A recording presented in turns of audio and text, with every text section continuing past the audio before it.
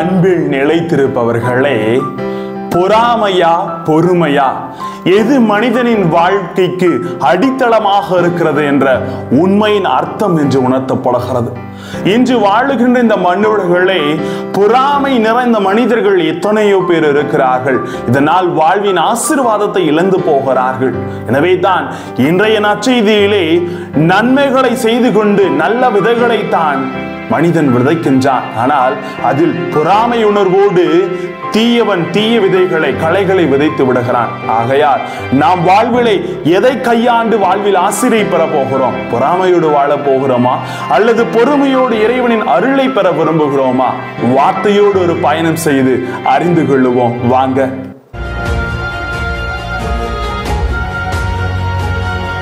Praise the Lord. இயேசுவுக்கே புகழ், இயேசுவுக்கே நன்றி. இறைவனின் அருட்கரமும் இறையாசீரும் உங்களோடும் உங்கள் குடும்பத்தோடும் முழுமையாக தங்கிட உங்களை நான் வாழ்த்துகிறேன். அன்பில் நிறைந்திருப்பவர்களே, பொறாமை ஒருபோதும் ஜெயித்ததில்லை, பொறுமை ஒருபோதும் தோற்றதில்லை என்பார்கள். நம்முடைய வாழ்வில் பொறாமை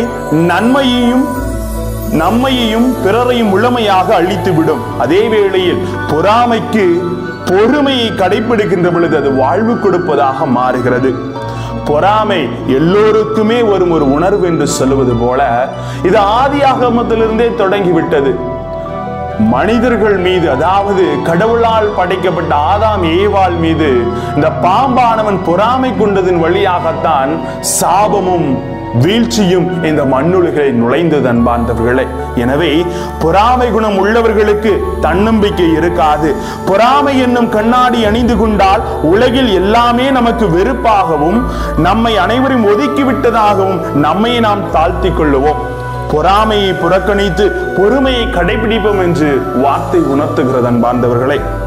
தொடக்க நூல் 30:1 சொல்லுவது போல ராக்கேல் லேயா மீது பொறாமை கொண்டாள். காரணம், தனக்கு குழந்தை இல்லை, தனது சகோதரிக்கு குழந்தை பிறந்திருக்கிறது. அதனால் ஆபிரகாமிடம் முறையிட்டு சண்டையிடுகிறாள். ஆனால் ஆபிரகாம், நான் என்ன கடவுளா என்று அவர் சொல்லுவதை பார்க்கிறோம். எனவே பொறாமை ஒரு மனிதனை எந்த எல்லைக்கு வேணாலும் கொண்டு போய் விடுகிறது இன்றைய மண்ணுலகில்.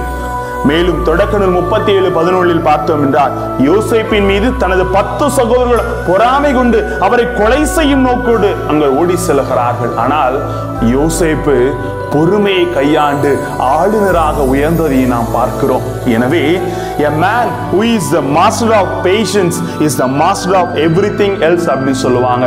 ஒரு மனிதன் பொறுமையோடு செயல்பட்டால் அவன் இந்த அகில உலகத்தையும் ஆண்டு ஆசிரை பெற்றுக்கொள்ள முடியும் என்பதுதான் யதார்த்த உண்மையாக இருக்கிறது.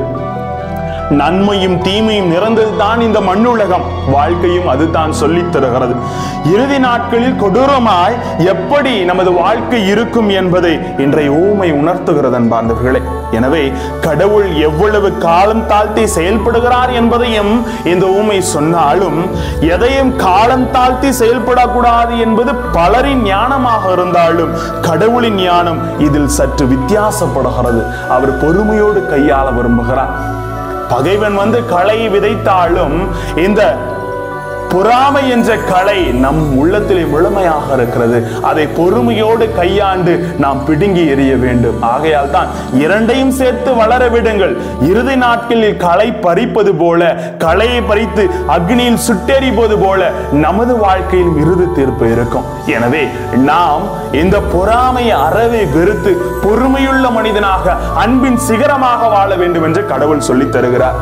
இதைத்தான் இன்றைய முதல் வாசகத்திலே யூதர்கள் ஆண்டவருக்கு எதிராக பல பாவம் செய்கிறார்கள், அவர் கட்டளை மீறுகிறார்கள், அவரை பிரிந்து சென்று வேற்று தெய்வத்தை வழிபடுகிறார்கள். ஆனால் கடவுள் பொறுமையோடு இருக்கிறார், ஒரு வாய்ப்பை கொடுக்கிறார்.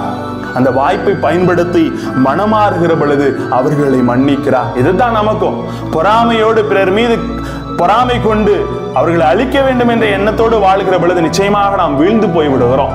இதிலிருந்து நாம் பொறுமையோடு வாய்ப்பை பயன்படுத்தி கடவுளிடம் திரும்பி வர வேண்டும் என்பதுதான் அவர் அழைப்பாக தருகிறார் அன்பார்ந்தவர்களே. நாம் மனித பலவீனத்தால் தவறு செய்தாலும் பொறுமையோடு இருக்கிறார் இறைவன். கடவுளின் பேரன்பு உணர்த்தும் அவரின் அன்பை புரிந்து கொண்டு அவரிடம் திரும்பி வருகின்ற பொழுது அவருக்கு உகந்த மக்களாய் நாம் வாழ முடியும். எசேக்கியேல் புத்தகம் 33:11 சொல்லுவது போல, தீயோர் சாக வேண்டும் என்பது என் விருப்பம் அன்று, ஆனால் அத்தீயோர் தம் வழி நின்று திரும்பி வாழ வேண்டும் என்பதே என் விருப்பம் என்று கடவுள் சொல்லுகிறார். அன்பார்ந்தவர்களே, மனம் திருந்தி பொறுமையுள்ள மனிதனாக வாழ்வோம், இறையருளை நிறைவாக பெறுவோம். எனவே நமது வாழ்க்கையில இந்த பொறுமையை ஒவ்வொரு குடும்பத்திலும் கையாளுகின்ற பொழுதுதான் அனைத்தும் தகர்த்தெறியப்பட்டு ஆசீர்வாத குடும்பமாக, அன்பின் குடும்பமாக, திரு குடும்பமாக நாம் மாற்றப்படுகிறோம். செய்வோமா? இறைவனின் அருள் உங்களோடு. ஜெபிப்போமா? அன்பு இறைவா, இதோ நாங்கள் எங்கள் வாழ்விலே பொறுமையோடு பொறாமை என்ற கலையை முழுமையாக பிடுங்கி எறிந்து அக்னியிலே சுட்டெரித்தவர்களாக பொறுமையை கடைபிடித்து ஒருவர் மற்றவரின் சூழ்நிலைகளை புரிந்து கொண்டு ஏற்று வாழ எங்களோடு தங்கும் ஆண்டவரே. Praise the Lord.